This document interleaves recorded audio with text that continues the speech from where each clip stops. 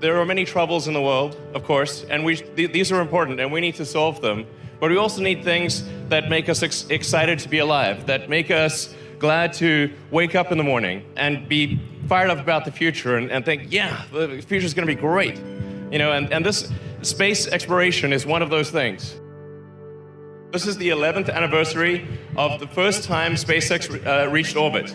It was actually our fourth launch. If that launch had not succeeded, that would have been the end of SpaceX. What's really kind of hard to grasp at a visceral level is that this giant ship will do the same thing that Grasshopper did. This thing is going to take off, fly to 65,000 feet, about 20 kilometers, and come back and land in about 1 to 2 months. The ship dry mass will be approximately 120 tons. The initial Mark 1 prototype is closer to 200 tons, and in series production, I think it'll probably be about 120 tons. In terms of its usefulness, it'll be able to do about 150 tons with full reusability to orbit and back.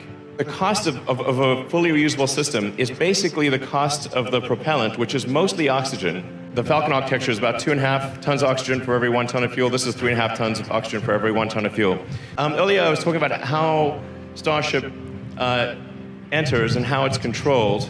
It's quite different from anything else. It's really falling, and so we're doing a controlled fall. So with a rocket, you're actually trying to brake, as opposed to you're trying to create drag instead of lift. It's really the opposite of an aircraft. You want the most amount of drag that you can produce, and you want some lift, especially when you're in the upper atmosphere, mostly so that you can control the maximum heating rate. So it comes like this, and then starts falling, and then just falls like a skydiver, and it's just controlling itself, and then it turns and lands, like that. Incredibly elaborate explanation, and then you can get a sense for it. This is much better. There you go, see? Same thing. But it'll look totally nuts to see that thing land. The Starship will have 3 sea-level engines that move up to about 15 degrees angle, and 3 vacuum engines that are optimized for efficiency that will not move. So they will be just fixed in place. And that allows us to have the biggest bell nozzle for the vacuum Raptor engines. Aspirationally, the target is a 380-second ISP for the vacuum engine. In sort of space geek terms, this is like really a great number. Ultimately, we decided to have heat shield hexagonal ceramic tiles that are basically very light but very crack resistant. Like at first it feels like, oh, it's steel. Does that mean it's heavy? No, actually it's the lightest construction. Steel is the best design decision on this whole thing is a 301 stainless steel. At cryogenic temperatures, a 301 stainless actually has about the same effective strength as an advanced composite or aluminum lithium. Unlike most steels, which get brittle at low temperature, 301 stainless gets much stronger. There's another benefit. It also has a high melting temperature. So for a reusable ship, you're coming in like a meteor. You want something that does not melt at a low temperature. You want something that melts at a high temperature. And this is where steel is extremely good as well. Steel has a melting temperature around 1,500 degrees centigrade, whereas aluminum maybe 300 or 400 degrees.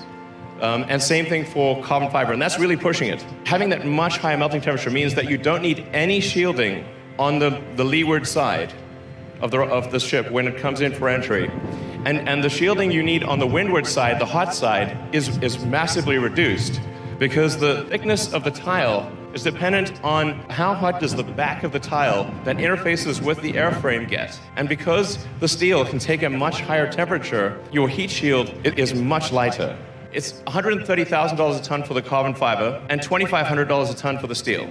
So the steel is about 2% of the cost of the carbon fiber. It's very easy to weld stainless steel. The evidence being that we welded it outdoors without a factory. This gives you a sense of size.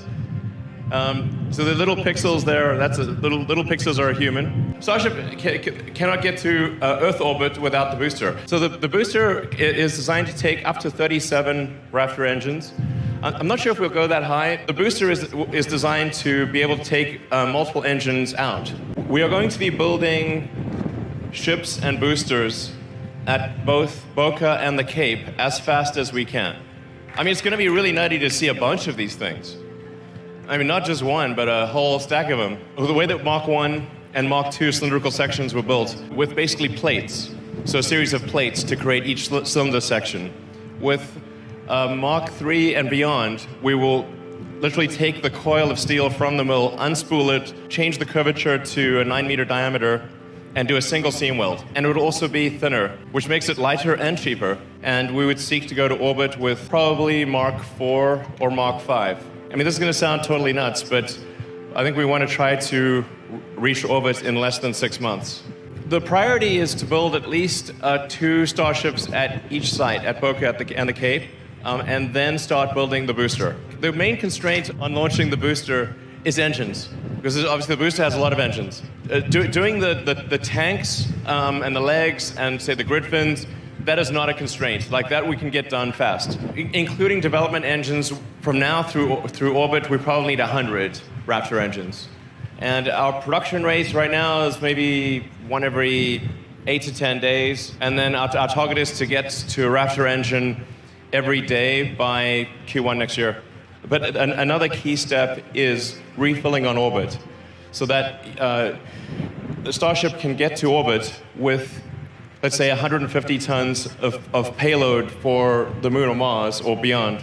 It can get tankered to fill up its propellant tanks, and so that it can depart from low Earth orbit with 1,200 tons of propellant. Your delta velocity is enough to transport literally 150 tons to the surface of the Moon or Mars. It's actually harder to dock with the space station than it is to do orbital refilling.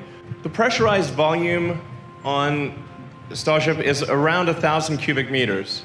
So if you had 100 people, you'd have 10 cubic meters per person, which is, especially in like a zero-G situation, that's actually quite a lot of room. And by the way, 1,000 cubic meters, I think, is close to what the space station pressurized volume is. You know, Starship is like launching space station pressurized volume on every flight. This is quite a lot. Definitely possible that the first crewed mission on Starship could leave from Boca. To the best of my knowledge, both places will launch crewed missions.